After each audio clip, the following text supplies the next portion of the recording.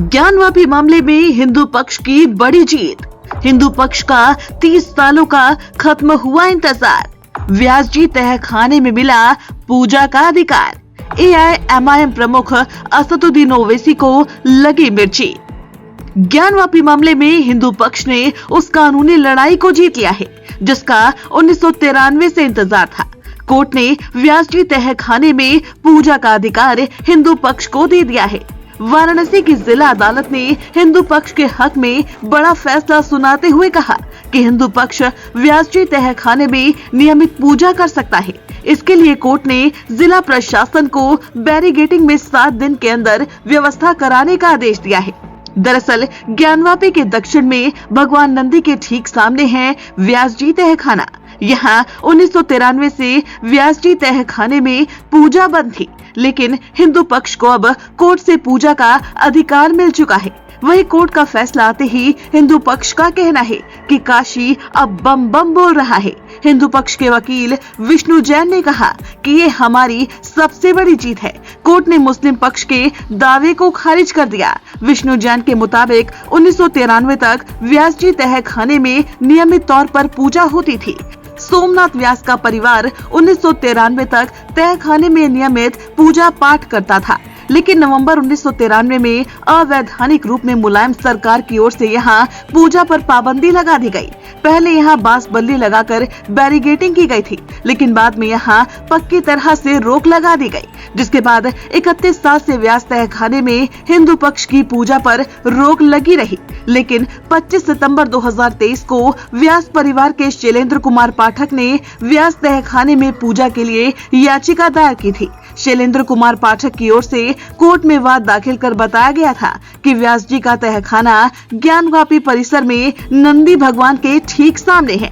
ज्ञानवापी के दक्षिण की ओर से इमारत में मौजूद तहखाना प्राचीन मंदिर के मुख्य पुजारी व्यास परिवार की मुख्य गद्दी है।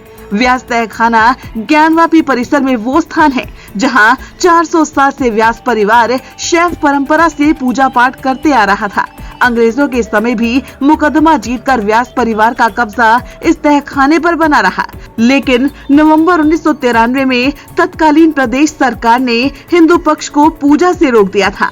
बीते साल दायर की गई इस याचिका पर जिला जज डॉक्टर अजय कृष्ण विश्वेश्वर ने मंगलवार को फैसला सुरक्षित रख लिया था, लेकिन अब वाराणसी की अदालत ने बड़ा फैसला सुनाते हुए वो अधिकार हिंदू पक्ष को फिर से दे दिया जिसका इंतजार वो 3 दशक से कर रहे थे। वैसे आपको बता दें कि एएसआई ने इस तहखाने में 92 दिनों तक सर्वे किया था, जिसके बाद सामने आई एएसआई की रिपोर्ट के बाद से ही हिंदू पक्ष दावा कर रहा है कि मस्जिद परिसर के नीचे बने इस तहखाने में हिंदू धर्म की पूजा से संबंधित सामग्री, बहुत सी प्राचीन मूर्तियां और धार्मिक महत्व की अन्य सामग्री मौजूद है।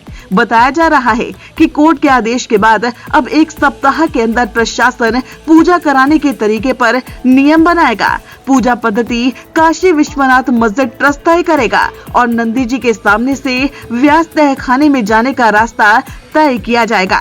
जिला जज के फैसले से जहां हिंदू पक्ष गदगद है, तो वहीं मुस्लिम पक्ष इस फैसले को प्लेसेस ऑफ वर्शिप एक्ट का उल्लंघन बता रहा है।